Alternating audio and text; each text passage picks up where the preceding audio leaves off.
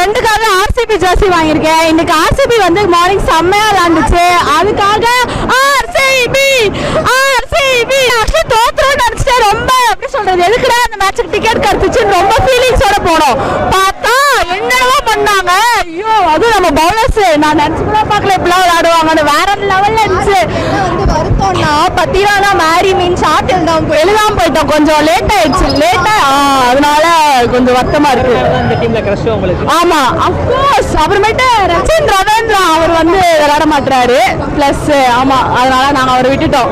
அதனால பத்திரானா எங்களோட crush. Ruturaj century miss பண்ணாரு. ஐயோ, அது ஏன் கேக்குறீங்க? எனக்குலாம் வலிக்குது. இதெல்லாம் கத்துருங்க, அடுத்து தோனி வருவாருன்னு எனக்கு கஷ்டமா போச்சு. அதான் இல்ல தோனி பிடிக்காது. சரி, ஓகே, நம்ம சண்டை போட வேணாம்.